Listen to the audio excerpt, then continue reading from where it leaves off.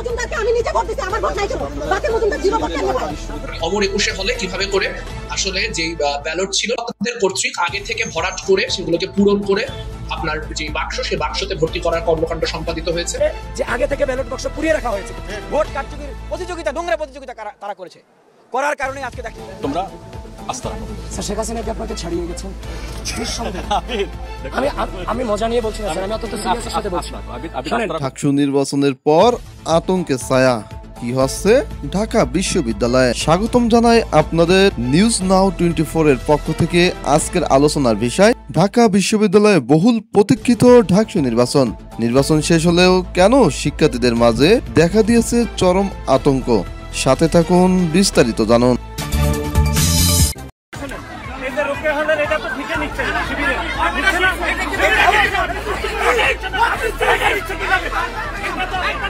Sadiq camp ঢুকেছিল, সে হয়তোবা দেয়াল টপকায় ঢুকেছিল,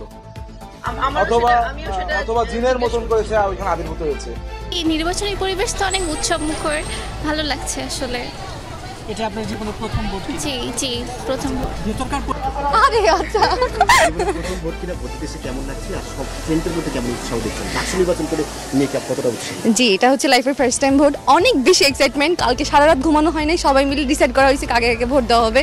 হ্যাঁ, আমরা অনেক হ্যাপি, দেখা যাক, সবাই অনেক এক্সাইটেড। ডাকসুই তো হয়েছে হচ্ছে আজকে থেকে 5-6 বছর আগেই, এবং ডাকসু তো বিগত 2019 সালের ডাকসু নির্বাচনে ভিপি নির্বাচিত হয়ে চমক দেখান বাংলাদেশ সাধারণ ছাত্র অধিকার সংরক্ষণ পরিষদ প্যানেলের প্রার্থী নুরুল হক নূর। আবিদ ভাইকে বলেন আমার মতো প্রমাণ দিতে। আমরা লক্ষ্য করছি বারবার কেন যেন প্রশাসন কি যেন লুকুতে চায়। কিছু ব্যালট পেপারে ছাত্র দলের যে প্যানেল আছে, পুরো প্যানেলের ভোট তারা আগে থেকে দিয়ে রেখেছিল। বছর খানেক ধরে অপেক্ষা করে সেই ডাকসু নির্বাচন অবশেষে অনুষ্ঠিত হলো।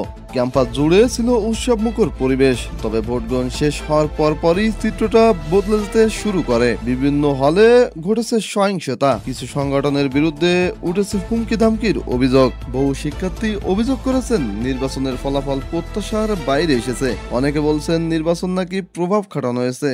কারচুপির অভিযোগের মুখর ভিন্ন পক্ষ। এর মধ্যে কয়েকটি হলে শিক্ষার্থীদের ওপর হামলা, র্যাগিং এর অভিযোগ উঠেছে। ফলে আতঙ্কে রয়েছে অনেক সাধারণ শিক্ষার্থী। আমরা চেয়েছিলাম আমাদের প্রতিনিধি ঠিকভাবে নির্বাচন হোক, কিন্তু এখন যেভাবে আমাদের ভয় দেখানো হচ্ছে সেটা ঠিক না।